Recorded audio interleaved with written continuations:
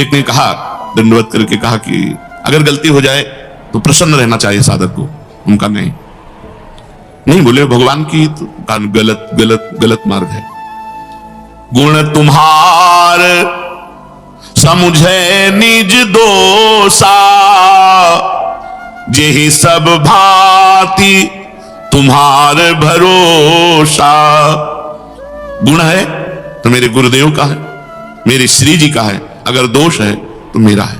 गलती हुई मेरे से, मुझे पश्चाताप करना चाहिए, मुझे जलना चाहिए, मुझे इष्ट गुरुदेव के सम्मुख प्रार्थना करनी चाहिए, प्रभु आपके भजन मार्ग में चलते हुए आप तो सर्वज्ञ हैं, देखो हमारे द्वारा ये गलती हो रही, नाथ असही है, कब तक ये गंदगी बनी रहेगी। आपका कहलाकर कहां प्रभु माथा रगड़ रहा हूं, कहां नीच विषयों की तरफ जा रहा हूं, नाथ आप कृपा करो। गुण तुम्हार समुझे निज दोषा। हर परिस्थिति में, प्रतिकूल अनुकूल, मान अपमान, लाभ हानि में, इन द्वंद्वों में प्रसन्न रहना चाहिए, ना कि अपनी गलती करके प्रसन्न रहना चाहिए। अगर हम गलती को प्रसन्नता में ले जाते हैं तो फिर वो गलती कभी छूटेगी ही नहीं, क्योंकि हम गलती में राजी हो गए। हमें गलती में राजी नहीं होना। भजन मार्ग में चलते हुए हमको ये सावधानी रखनी है कि यदि हमसे कोई गलती होती है तो हमको जलना चाहिए, हमारे अंदर जलन होनी चाहिए, हमारे अंदर दुख होना चाहिए, प्रभु से विनय होनी चाहिए, हाय हाय मच जाना चाहिए, असहनीय हो जाना चाहिए वो गलती, तो वो गलती दोबारा फिर हमसे नहीं होगी। दूसरी बात बता रहे हैं मैया आसक्त मना के लिए। जब हम भगवान के लिए भजन करने के लिए बैठे तो ये विचार करें कि भगवान सब जगह हैं तो यहां भी है, जहां मैं भजन कर रहा हूं यहां भगवान है, सब जगह है तो यहां भी है। क्योंकि अगर यहां नहीं है तो ये शास्त्र सिद्धांत गलत हो जाता है कि हरि सर्वत्र है, कण कण में है, वासुदेवा सर्वमिति, सब जगह भगवान वासुदेव है, सर्वम खलविदम ब्रह्म, सब जगह ब्रह्म है, ईशावास्यविदम सर्वम यत् किंच जगत्याम जगत, कोई कण नहीं जहां ईश्वर न हो, ऐसा उपनिषद कहते हैं। तो जहां मैं बैठा हूं भजन कर रहा हूं मेरे भगवान यही है, सर्वत्र है तो यहां भी है। जब भजन करने के लिए बैठे तो ये विचार करें, भगवान सब समय में है तो इस समय में भी है, यहां है इसी समय है। अगर इस समय नहीं तो भगवान सब समय में है ये कहना नहीं बनता।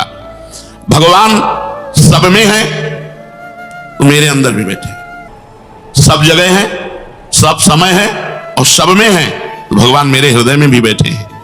भगवान सब में है, अगर मेरे हृदय में नहीं है तो ये बात सिद्ध नहीं होगी। सिद्ध तभी होगी जब सब में है तो मेरे हृदय में भी है।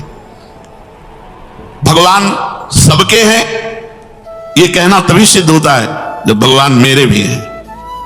उपासक इस बात को ध्यान दे, जब भजन में बैठे तो भगवान यहां है, इसी समय है, मेरे हैं, वो मेरे हृदय में है, वो मेरे भजन को देख रहे हैं। मन लगे न लगे ये आप जानो, आपके भजन के लिए हम बैठे हैं।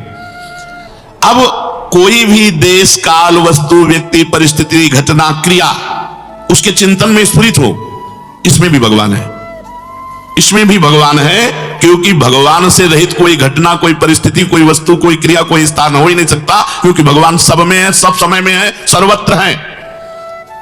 अब जब उनमें भगवान देखोगे तो विक्षेप नाम की चीज नहीं रह जाएगी। इसलिए भगवान नाम जप करते हुए प्राण में, मन में, बुद्धि में, शरीर के रोम रोम में, जगत के कण कण में मेरा इष्ट विराजमान है। चिद चिद लक्षणम सर्वम राधा कृष्णमयम जगत, ऐसी भावना करके बैठो, पूरा का पूरा समय आपका दिव्य भजन माना जाएगा।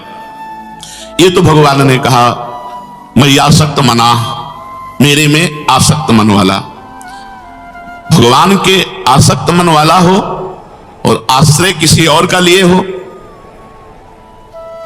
हमारा कोई आश्रयदाता कोई और हो तो भी बात पूरी नहीं बैठेगी।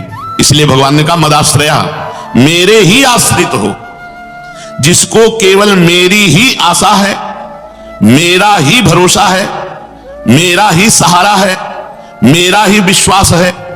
मदाश्रया, केवल मेरी ही आशा, केवल सत्संग, केवल मेरा ही भरोसा, जय सब भांति तुम्हार भरोसा, मेरा ही सहारा, मेरा ही विश्वास, मेरे ही आश्रित, वो होता है मदाश्रया।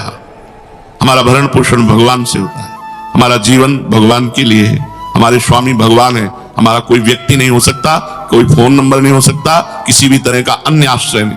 हमारा जीवन केवल भगवद आश्रित, जो भी हो, महलों में राखे चाहे झोपड़ी में वास दे, इसके लिए बाबा जी नहीं बने कि सुविधा दे तो हे भगवान हम आपके, नहीं, असुविधाओं की ठोकर खाते हुए भी आपकी पूरी जीवन भर जय बोलिए, तो अंत में थोड़ी अन्य आश्रय ले लेंगे, अंत में तो आपका ही आश्रय रहेगा, मदाश्रया।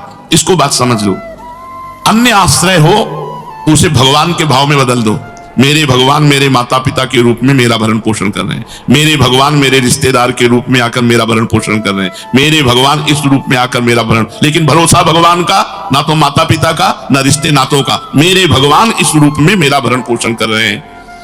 अपना भरोसा केवल अपने इष्ट पे हो तो दो बातें, मय्यासक्त माना भगवान में मन हमारा आसक्त हो और भगवान के ही हम भरोसे हो, तो भगवान कह रहे तब वो मेरे को पूर्ण रूप से जान पाएगा।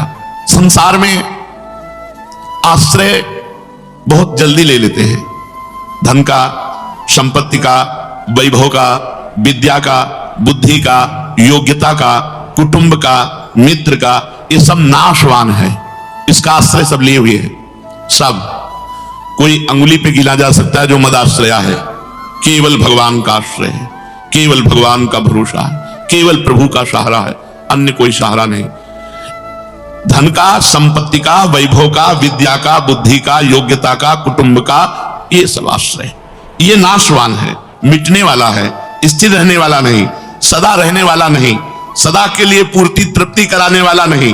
परंतु प्रभु का आश्रय नहीं लेते क्योंकि भूल में फंसे हैं, सत्संग नहीं मिल पा रहा, उनके कानों में सत्वचन नहीं पहुंच पा रहे, इसलिए उनका आश्रय नहीं छूट रहा, इसीलिए वो बहुत परेशान है, क्योंकि विनाशी है वो और विषम है वो, विषम विनाशी और दुख, तो अशांत चित्त में सुख की कहां स्फूर्ति होती है। वो बड़े चिंताग्रस्त रहते हैं, नेगेटिव बातें, नाना प्रकार की, वो बहुत ज्यादा सोचने वाली बातें, और बहुत लोग तो डिप्रेशन में बहुत परेशान, और बहुत जो अभी अपने को सुखी मानने वाले परिणाम में दुख भोगेंगे।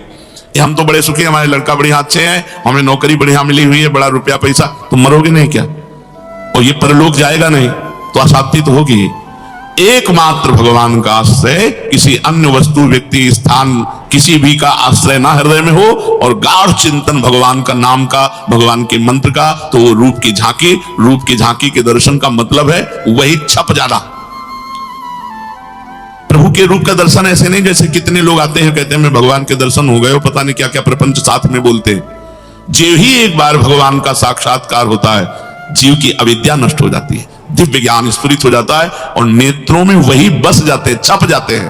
पिय मूरति नैनन बसे, तेहि रस रहे समाए। एक एक शब्द देखो, तेहि रस रहे समाए, पिय मूरति नैनन बसे, प्रीतम की मूर्ति नेत्रों में बस गई, तेहि रस रहे समाए, उन्हीं के रूपानंद में, भगवदानंद में मन डूबा हुआ है।